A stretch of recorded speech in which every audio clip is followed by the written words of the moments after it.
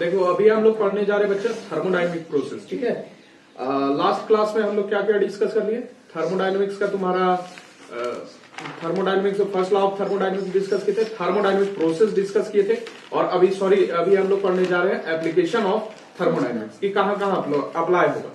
तो बेसिकली तुम्हारा first law of thermodynamics में तुम्हारा, उसके बाद हम लोग थर्मोडायनेमिक प्रोसेस जो पढ़े थे उसी को मिला जुला के तुम्हारा मतलब बोलो कि सारा चीज तुम्हारा फर्स्ट लॉ ऑफ थर्मोडायनेमिक्स ही है, ठीक है। तो फर्स्ट लॉ ऑफ थर्मोडायनेमिक्स में हम लोग देखेंगे कि थर्मोडायनेमिक प्रोसेस का कैसे एप्लीकेशन इसमें होता है, ठीक है। तो बेसिकली हम लोग देख रहे हैं कि फर्स्ट लॉ ऑफ थर्मोडायनेमिक्स का एप्लीकेशन क्या है। तो पहला हम लोग जान रहे हैं बच्चा कि आइसोथर्मल प्रोसेस क्या होता है। आइसोथर्मल में आइसो तुम्हारा हो गया सेम, और थर्मल का मतलब होता है टेम्परेचर, यानी सेम टेम्परेचर होगा तो ऐसा प्रोसेस, ऐसा थर्मोडायनेमिक प्रोसेस जिसमें टेम्परेचर सेम रहता है, बाकी प्रेशर और वॉल्यूम चेंज होता है, तो उसको हम लोग क्या बोलते थे, आइसोथर्मल प्रोसेस बोलते थे बच्चा। अब आइसोथर्मल प्रोसेस में तुम्हारा चेंज इन टेम्परेचर तुम्हारा क्या हो जाएगा, जीरो हो जाएगा, क्योंकि टी क्या है, कांस्टेंट है बच्चा।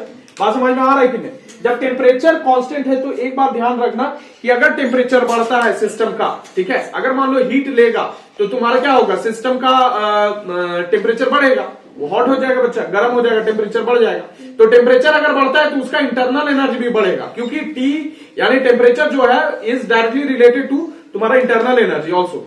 बात समझ में आ रहा है कि नहीं आ रहा, यानी टेम्परेचर तुम्हारा जो है वो डायरेक्टली रिलेटेड है तुम्हारा इंटरनल एनर्जी से। तो अगर टेम्परेचर बढ़ रहा है सिस्टम का तो तुम्हारा इंटरनल एनर्जी भी क्या होगा, बढ़ेगा बच्चा। तो यहां पर हम लोग क्या कर रहे हैं कि टी को कांस्टेंट रख रहे हैं। टी को कांस्टेंट अगर रखेंगे तो तुम्हारा देखो डेल्टा टी क्या हो जाएगा, जीरो हो जाएगा बच्चा। अगर डेल्टा टी जीरो हो रहा है यानी चेंज इन टेम्परेचर जीरो हो रहा है, तो मेरा डेल्टा यू भी क्या हो जाएगा, चेंज इन इंटरनल एनर्जी भी जीरो हो जाएगा बच्चा। क्योंकि ना तुम्हारा टेम्परेचर घट बढ़ रहा है, हम बताएं कि तुम्हारा टेम्परेचर डायरेक्टली रिलेटेड है तुम्हारा किससे, इंटरनल एनर्जी से। तो टेम्परेचर में कोई चेंज हो ही नहीं रहा, यानी चेंज इन टेम्परेचर तुम्हारा जीरो है, इसीलिए चेंज इन इंटरनल एनर्जी भी क्या हो जाएगा, जीरो हो जाएगा बच्चा। बात समझ में आ रहा है कि नहीं। अच्छा, फर्स्ट लॉ ऑफ थर्मोडायनेमिक्स से हम लोग क्या जानते हैं, जितना हीट हम लोग देते हैं या निकालते हैं वो तुम्हारा क्या होगा, चेंज इन इंटरनल एनर्जी, और तुम्हारा वर्क डन जो सिस्टम करता है या उस पर होता है उसका सम के बराबर होता है। तो Q will be equal to change in internal energy plus W, यही तो फर्स्ट लॉ ऑफ थर्मोडायनेमिक्स है। लेकिन अभी क्या देखिए, डेल्टा U क्या हो गया, जीरो हो गया बच्चा। बात समझ में आ रहा है कि नहीं। जब डेल्टा U तुम्हारा जीरो हो जाएगा तो तुम्हारा Q हो जाएगा क्या, W के बराबर हो जाएगा। बात समझ में आ रहा है कि नहीं आ रहा। इसका मतलब समझ रही है कि अगर हीट ऐड कर रहा है, ठीक है, हीट को ऐड कर रहे हैं, या तुम्हारा क्या कर रहा है, सिस्टम एब्जॉर्ब कर रहा है हीट को, तो वो क्या करेगा उस हीट को काम करने में, मतलब अगर हीट ऐड कर रहे हैं तो उस हीट को यूज करेगा तुम्हारा काम करने में, work done by the system. बात समझ में आ रहा है कि नहीं आ रहा। अरे जितना हीट ऐड कर रहे हैं वो काम करने में उसको यूज करेगा। हीट जितना ऐड कर रहे हैं, heat added to the system will be equal to तुम्हारा क्या, work done by the system, ठीक है। बात समझ में आ रहा है कि नहीं। अच्छा, हीट तुम्हारा खाली ऐड नहीं हो सकता, अगर सराउंडिंग का टेम्परेचर तुम्हारा ज्यादा है, ठीक है, तो तुम्हारा क्या होगा, हीट तुम्हारा किधर से किधर जाएगा, सराउंडिंग से सिस्टम की तरफ। बात समझ में आ रहा है कि नहीं। और सिस्टम का अगर तुम्हारा क्या हो गया, ज्यादा टेम्परेचर हो गया यानी हॉट है, तो तुम्हारा क्या होगा, इधर से सिस्टम से तुम्हारा सराउंडिंग की तरफ जाएगा, तो हीट का लॉस भी हो सकता है बच्चा। अगर हीट लॉस हो रहा है, हीट का लॉस हो रहा है यानी सबट्रैक्शन हो रहा है, heat is taken out from the system, तो क्या होगा, सिस्टम पर काम किया जा रहा होगा, तभी ना हीट का लॉस हो रहा है भाई। बात समझ में आ रहा है कि नहीं आ रहा। सिस्टम पर काम होगा तभी तुम्हारा क्या होगा, तुम्हारा हीट का लॉस होगा बच्चा। तो हीट लॉस या heat removed will be equal to work done on the system. बात समझ में आया कि नहीं आया, बात समझ में आ रहा है कि नहीं आ रहा। तो देखो हम लोग बेसिकली यूज करके इसका फर्स्ट लॉ ऑफ थर्मोडायनेमिक्स का यूज करके यहां पर देख लो, यहां पर तुम्हारा आइसोथर्मल प्रोसेस के लिए क्या हो जाएगा, heat added to the system और रिमूव्ड बाय द सिस्टम, ठीक है, will be equal to work done by the system और work done on the system. बात समझ में आ रहा है कि नहीं, दोनों अलग अलग चीज है। बात समझ में आ रहा है कि नहीं, इसका बात किए थे, ठीक है। अच्छा देख लो दूसरा प्रोसेस तुम्हारा क्या होगा, एडियाबेटिक प्रोसेस। एडियाबेटिक प्रोसेस तुम्हारा क्या जान रहा है, एडियाबेटिक प्रोसेस में क्या होता है तुम्हारा, एडियाबेटिक यानी इंसुलेटिंग वाला बात किए थे बच्चा। हीट का कोई एक्सचेंज नहीं होता है उसमें, यानी एनर्जी का एक्सचेंज नहीं होगा। एनर्जी का जब एक्सचेंज नहीं होगा तो जो क्यू तुम उसे मतलब क्यू क्या था तुम्हारा फर्स्ट लॉ ऑफ थर्मोडायनेमिक्स में, जो हीट ऐड करता है या जो निकालता है, यही तो चीज था हीट। अरे फर्स्ट लॉ ऑफ थर्मोडायनेमिक्स में Q इज इक्वल टू तुम्हारा क्या है, डेल्टा U प्लस W है। तो Q तुम्हारा क्या है, Q तुम्हारा या तो तुम हीट दे रहा है सिस्टम को या हीट उसे निकाल रहा है। बात समझ में आ रहा है कि नहीं। तो वो तुम्हारा दे ही नहीं रहा है, ना दे रहा है ना निकल रहा है तुम्हारा एडियाबेटिक सिस्टम से। निकल रहा है क्या? एडियाबेटिक प्रोसेस अगर हो रहा है तो वाल्व तुम्हारा अगर एडियाबेटिक है तो तुम्हारा क्या होगा, ना हीट तुम दे पाएगा ना हीट निकलेगा। बात समझ में आ रहा है कि नहीं? तो क्यू क्या हो जाएगा, जीरो हो जाएगा बच्चा। बात समझ में आ रहा है कि नहीं? क्यू विल बी जीरो की नहीं, समझ में आ रहा है कि नहीं? क्यू जीरो अगर होता है तो तुम्हारा यहाँ क्यू जीरो बैठाएगा, तो delta U is equal to क्या हो जाएगा, डब्ल्यू इधर ले जाओ तो माइनस डब्ल्यू होगा कि नहीं होगा? बताओ, यहाँ बात समझ में आ रहा है कि नहीं? इतना बात समझ में आ रहा है? बुझलिस? अच्छा, अब तुम्हारा क्या होगा, देखो ध्यान से। तुम्हारा क्या किया कि अगर मान लो तुम्हारा यहां पर कह रहा है क्या, ध्यान से सुनो, कि अगर मान लो काम कर रहा है सिस्टम काम करेगा तो उसका इंटरनल एनर्जी घटेगा कि नहीं घटेगा? घटेगा ना। तो नेगेटिव साइन यहां पर क्या दिखा रहा है कि अगर सिस्टम काम कर रहा है भैया तो उसका इंटरनल एनर्जी क्या हो जाएगा, घट जाएगा बच्चा। बात समझ में आ रहा है कि नहीं आ रहा? बुझलिस कि ना बुझलिस? इतना बात समझ में आ रहा है कि नहीं आ रहा? अच्छा, दूसरा चीज देखो यहां पर तुम्हारा क्या कि अगर मान लो तुम्हारा सिस्टम पर काम हो रहा है, सिस्टम पर काम हो रहा है बच्चा। बात समझ में आ रहा है कि नहीं? अगर सिस्टम पर काम करेंगे तो कंप्रेस करेंगे बच्चा, मॉलिक्यूल आसपास आएगा तो टेम्परेचर बढ़ेगा, और हम बताएंगे temperature is directly related to internal energy, है ना? डायरेक्टली रिलेटेड है कि नहीं इंटरनल एनर्जी से? तो तुम्हारा क्या होगा कि इंटरनल एनर्जी बढ़ना चाहिए कि नहीं बढ़ना चाहिए? बढ़ना चाहिए ना रे। अरे अगर सिस्टम पर काम करे तो इंटरनल एनर्जी बढ़ना चाहिए। तो देखो डेल्टा यू, और सिस्टम पर काम करते तो वर्क डन क्या हो जाता है, नेगेटिव होता है। याद करो, साइन कन्वेंशन में बता चुके हैं तुम्हारा। तो माइनस इंटू माइनस यहां पर हो जाएगा ना, तो यहां पर देखो माइनस माइनस प्लस हो जाएगा, यहां पर डब्ल्यू बचेगा, यानी work done on the system will increase the internal energy. बात समझ में आ रहा है कि नहीं आ रहा? बात समझ में आ रहा है? इतना बात समझ में आ रहा है? दूसरा प्रोसेस समझ में आ रहा है कैसे एप्लीकेशन कर रहे हैं तुम्हारा फर्स्ट लॉ ऑफ थर्मोडायनेमिक्स?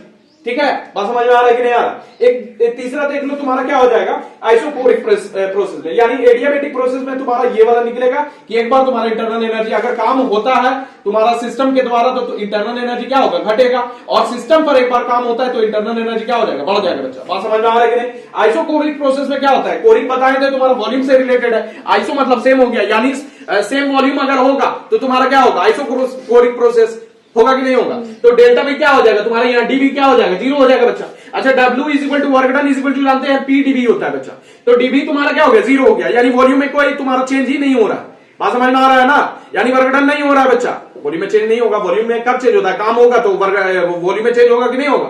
बात समझ में आ रहा है कि नहीं? तो वॉल्यूम में यहाँ पर क्या हो जा रहा है, जीरो हो जा रहा है, यानी वर्क डन मेरा जीरो है, तो यहाँ पर क्या हो जाएगा तुम्हारा, क्या हो जाएगा मतलब तुम्हारा हीट इज इक्वल टू तुम्हारा चेंज इन इंटरनल एनर्जी। यानी कहने का मेरा मतलब क्या है कि जितना हीट तुम्हारा हीट डाला या निकाला वो क्या करेगा, खाली इंटरनल एनर्जी में चेंज कराएगा।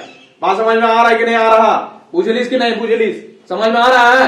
यानी हीट डालेगा तो तुम्हारा इंटरनल एनर्जी चेंज होगा, या फिर हीट निकालेगा तो इंटरनल एनर्जी में चेंज होगा। बात समझ में आ रहा है कि नहीं आ रहा है? ठीक है, ये तीन प्रोसेस हम लोग अभी देख रहे हैं। ठीक है, देखो थर्मोडायनेमिक प्रोसेस में हम लोग बच्चा एक देखे आइसोथर्मल प्रोसेस, एक एडियाबेटिक प्रोसेस, एप्लीकेशन ऑफ तुम्हारा फर्स्ट लॉ ऑफ थर्मोडायनेमिक्स देख रहे हैं। तो उसमें एक आइसोथर्मल प्रोसेस देखे, एक तुम्हारा एडियाबेटिक प्रोसेस देखे, एक तुम्हारा क्या देखे, आइसोकोरिक देखे थे, और एक तुम्हारा आइसोबेरिक प्रोसेस, ये तुम्हारा चौथा देख रहे थे ना, आइसोबेरिक प्रोसेस। ठीक, आइसोबेरिक या आइसोबेरिक या आइसोबार बोलते हैं, आइसोबेरिक बारिक। ठीक है, बात समझ में आया कि नहीं? तो देखो यहां पर बेसिकली क्या कर रहे हैं, आइसोबेरिक में हम लोग जान रहे बच्चा कि क्या होता है, बार मतलब प्रेशर हो गया, आइसो मतलब सेम हो गया, यानी सेम प्रेशर। ठीक है, यानी पी तुम्हारा क्या हो जाएगा, कांस्टेंट हो जाएगा बच्चा। ठीक है, इसमें क्या होगा, पी कांस्टेंट होगा। ओके, अब देखो यहां पर क्या कर रहे हैं, बेसिकली हम लोग एक कंटेनर लिए, ठीक है, कंटेनर लिए और इसमें लिक्विड, सपोज कर लो कि वाटर है, ठीक है, इसको बॉइल कर रहे हैं, तो ये क्या होगा तुम्हारा, ठीक है, ये जान रहा है कि तुम्हारा जब बॉइलिंग 100 डिग्री सेल्सियस पहुंचेगा, पहले तो टेम्परेचर राइज करेगा, उसके बाद जैसे 100 डिग्री सेल्सियस पहुंचेगा तो ये तुम्हारा कन्वर्ट हो जाएगा किसमें, वेपर में कन्वर्ट होगा, चालू हो जाएगा वेपर में कन्वर्ट होने के लिए, चालू हो जाएगा ना, मतलब लिक्विड से तुम्हारा वेपर बदलेगा। लेकिन उस समय हम बताए थे तुम्हारा लेटेंट हीट ऑफ फ्यूजन और तुम्हारा लेटेंट हीट ऑफ वेपराइजेशन। ठीक है, तो यहां पर लेटेंट हीट ऑफ वेपराइजेशन लगेगा, क्योंकि लिक्विड तुम्हारा किसमें बदल रहा है, तुम्हारा वेपर में बदल रहा है बच्चा। बात समझ में आ रहा है कि नहीं? तो लेटेंट हीट ऑफ वेपराइजेशन में तुम्हारा क्या होता है कि इसके बाद फर्दर 100 डिग्री सेल्सियस के बाद टेम्परेचर देखते हैं कि बढ़ता ही नहीं है, यानी टेम्परेचर मेरा क्या हो जाता है, कांस्टेंट हो जाता है। बात समझ में आ रहा है कि नहीं आ रहा? ठीक है, बात समझ में आ रहा है बच्चा? तो तुम्हारा ये कब तक चलते रहता है? जब तक कि पूरा का पूरा लिक्विड तुम्हारा गैस में ना बदल जाए। तो टेम्परेचर उस समय क्या हो जाता है? कांस्टेंट हो जाता है बच्चा। यानी जितना हीट हम लोग डाल रहे हैं वो सारा का सारा यूज हो रहा है किसमें? बॉन्ड ब्रेकिंग में। जो मॉलिक्यूल्स है उसके बीच में जो बॉन्ड है उसको तुम्हारा ब्रेक करने में यूज अप हो रहा है। तो यहां पर टेम्परेचर तो कांस्टेंट है ही, साथ साथ में तुम्हारा प्रेशर भी कांस्टेंट होगा। क्यों? क्योंकि जिस समय फेज चेंज हो रहा है, यानी तुम्हारा किससे बदल रहा है? लिक्विड से गैस में बदल रहा है, तो उसमें टेम्परेचर तो कांस्टेंट है ही, लेकिन साथ साथ में तुम्हारा प्रेशर कांस्टेंट हो रहा है। क्योंकि सारा का सारा एनर्जी तुम्हारा किसमें यूज अप हो जा रहा है? बॉन्ड ब्रेक करने में। तो टेम्परेचर ना बढ़ेगा ना तुम्हारा कांस्टेंट प्रेशर बढ़ेगा। बात समझ में आ रहा है कि नहीं? यानी टेम्परेचर और प्रेशर चेंज होगा ही नहीं। बात समझ में आ रहा है? तो ये प्रेशर जब कांस्टेंट रहेगा तो मेरा आइसोबैरिक प्रोसेस हो गया बच्चा। बात समझ में आ रहा है कि नहीं आ रहा है? इतना बात समझ में आ रहा है? बोलो। अच्छा, जितना भी तुम्हारा क्या करेंगे कि हम लोग हीट इसमें देंगे, जितना हीट अप्लाई करेंगे इसमें, जितना हीट देंगे वो क्या करता है? दो चीज करता है बच्चा। एक तो तुम्हारा इंटरनल एनर्जी में चेंज करता है, तो यहां पर हीट ऐड करवा रहे हैं। हीट ऐड जब करेंगे तो तुम्हारा इंटरनल एनर्जी बढ़ जाएगा बच्चा। बात समझ में आ रहा है ना? अरे इसमें हीट ऐड करेंगे तो टेम्परेचर बढ़ेगा। और बताएं कि टेम्परेचर डायरेक्टली रिलेटेड है तुम्हारा किससे? किससे रिलेटेड है? तुम्हारा इंटरनल एनर्जी से। अगर टेम्परेचर बढ़ रहा है तो इंटरनल एनर्जी भी बढ़ेगा। बात समझ में आ रहा है कि नहीं?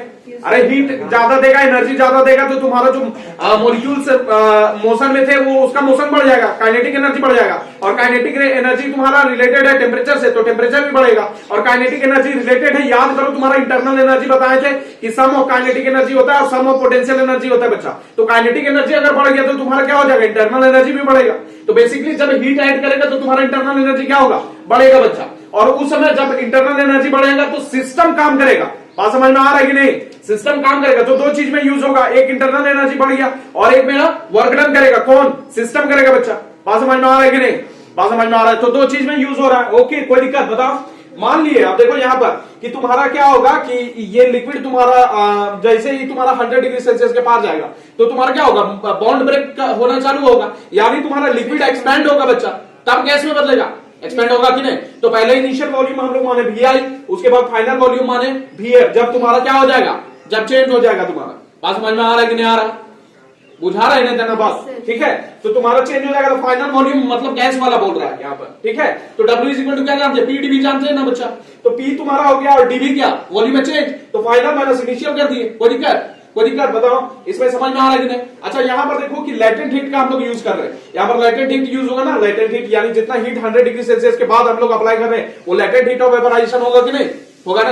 हिडन हीट जो कि तुम्हारा टेम्परेचर राइज नहीं करा रहा, लेकिन तुम्हारा क्या कर रहा है? इसको चेंज कराने में, तुम्हारा लिक्विड से तुम्हारा वेपर फेज में चेंज करने के लिए यूज हो रहा है। बात समझ में आ रहा है कि नहीं? तो लेटेंट हीट ऑफ वेपराइजेशन एयर माने हम लोग बच्चा, और mass of the liquid M माने, यानी जिसको चेंज करवा रहा है तुम्हारा किसे? लिक्विड से वेपर में। तो इसका तुम्हारा क्या होता है कि जितना हीट किए वो बताए थे तुम्हारा Q is equal to ml होता है कि नहीं होता है? अरे अगर लेटेंट हीट ऑफ वेपराइजेशन निकालते थे Q/m होता था, याद करो तुम्हारा होता था ना। यानी लेटेंट हीट ऑफ वेपराइजेशन क्या होता है? तुम्हारा हीट एडेड या फिर heat absorbed by m mass per unit mass of the liquid. बात समझ में आ रहा है कि नहीं आ रहा? तो Q/m होता था, ये वाला बताए थे तुम लोग को बच्चा, अगर याद हो तो। Yes sir. ठीक है, बात समझ में आ रहा है कि नहीं आ रहा? तो ये तुम्हारा क्या हो गया? ml हो गया। जितना हीट अप्लाई किए वो तुम्हारा ml हो गया। ओके, कोई दिक्कत? बताओ।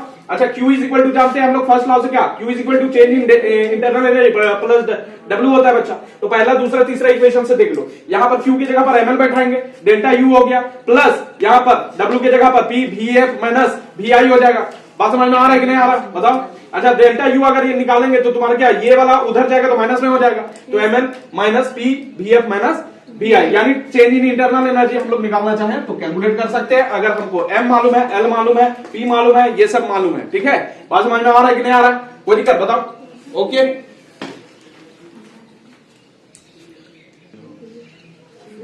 देखो अभी साइक्लिक प्रोसेस भी देख लेते बच्चा। साइक्लिक प्रोसेस बताए थे तुम्हारा कि तुम्हारा सिस्टम में सीरीज ऑफ चेंजेस होता है, यानी प्रेशर वॉल्यूम टेम्परेचर ये सब में तुम्हारा चेंजेस होगा, लेकिन सिस्टम जो है फिर से अपना इनिशियल स्टेट यहां मतलब जहां से स्टार्ट किया था वापस से उसी स्टेट पे पहुंच जाएगा बच्चा। बात समझ में आ रहा है कि नहीं? तो इसी को हम लोग क्या बोलते हैं? इस थर्मोडायनेमिक प्रोसेस को हम लोग क्या बोलते हैं? साइक्लिक प्रोसेस बोलते हैं बच्चे। तो देखो बेसिकली इसको ग्राफ से रिप्रेजेंट किया गया है। ये एक सिस्टम तुम्हारा A से B तक तुम्हारा चेंज हो रहा है, फिर B से A तक चेंज हो रहा है, लेकिन वापस तुम्हारा जिस स्टेट में था A से जाके फिर A में वापस आ गया। तो इसको क्या बोलते हैं? साइक्लिक प्रोसेस बोलते हैं बच्चा। बात समझ में आया कि नहीं आया?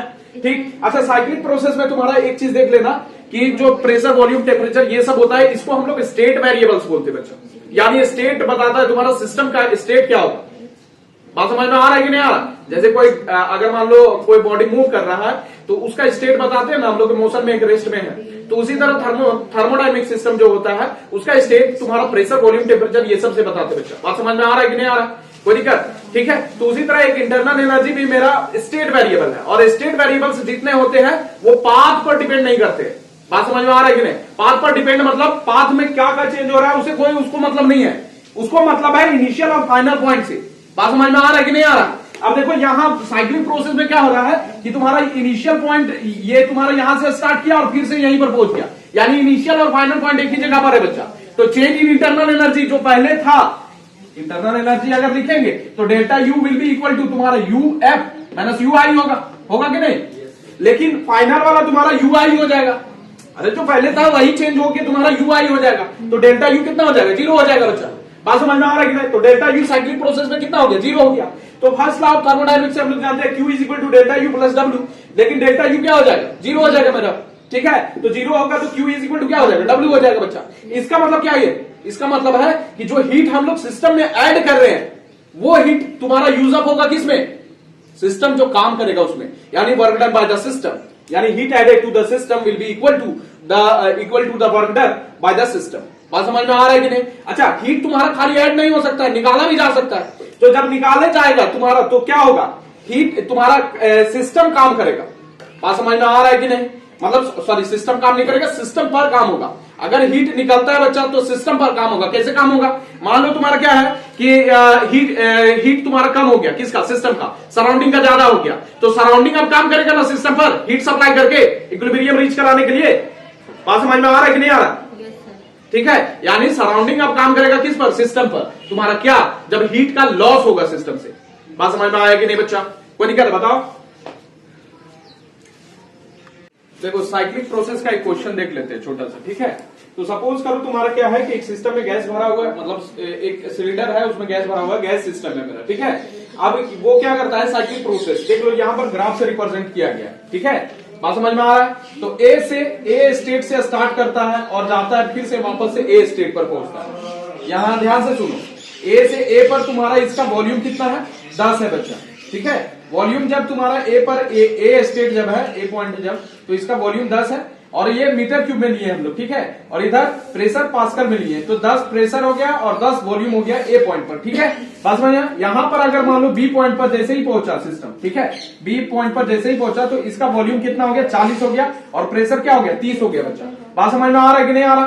कोई दिक्कत? बताओ। अच्छा, सी पॉइंट पर जैसे पहुंचता है तो इसका वॉल्यूम क्या हो जाता है? 10 हो जाता है, और प्रेशर कितना हो जाता है? 30 हो जाता है बच्चा। बात समझ में आया ना? वापस से तुम्हारा सिस्टम जो जिस स्टेज से स्टार्ट किया था वहीं पर पहुंचता है, ए पॉइंट पर पहुंच जाता है। बात समझ में आया कि नहीं आया? तो पूछ रहा है कि इस साइक्लिक प्रोसेस में आप बताइए कि कितना हीट ऐड किया सिस्टम में कितना हीट ऐड हुआ होगा। तो जितना हीट ऐड किया, हम बताएं कि साइक्लिक प्रोसेस में क्या होता है? चेंज इन इंटरनल एनर्जी 0 होता है। बताए थे ना बच्चा? अरे इंटरनल एनर्जी में चेंज क्या हो जाता है? 0 हो जाता है। साइक्लिक प्रोसेस में बोलता है जिस जगह से स्टार्ट किया था इंटरनल एनर्जी वहीं पर पहुंच जाता है, यानी चेंज इन इंटरनल एनर्जी क्या हो जाता है? साइक्लिक प्रोसेस में 0 हो जाता है। बात समझ में आया कि नहीं आया? तो यहां पर हम लोग फर्स्ट लॉ से जानते हैं Q is equal to delta U plus W. अब डेल्टा यू मेरा क्या हो गया? 0 हो गया। तो अगर मान लो वर्क डन हम लोग निकाल पाए तो हीट कितना ऐड किए, मतलब सिस्टम तुम्हारा जो है जितना हीट ऐड किए होंगे वो काम करने में खाली लगाया होगा साइक्लिक प्रोसेस में। ठीक है, इंटरनल एनर्जी का चेंज 0 है। बात समझ में आया? तो वर्क डन अगर निकाल ले तो हीट निकल जाएगा। तो वर्क डन कैसे निकाला जाता है? पीवी डायग्राम में हम बताएं तुम्हारा बच्चा कि तुम्हारा क्या होता है? Area under the PV diagram निकाल लो, तो इसका एरिया निकाल लेंगे। तो एरिया निकालने के लिए क्या करेंगे? Area under PV diagram W Q is equal to W कर दिया, half into base into height कर देंगे। सिंस ये ट्रायंगल है तो यहां पर देखो, यहां पर 10 है, 0 यहां से स्टार्ट है 0 और 10 है और 30 है, तो ये वाला निकालना होगा तो 30 माइनस 10 करेंगे। 30 माइनस 10 यहां पर 20 हो जाएगा ये वाला, और यहां पर क्या हो जाएगा? 40 माइनस 10 करेंगे तो तुम्हारा 30 निकलेगा।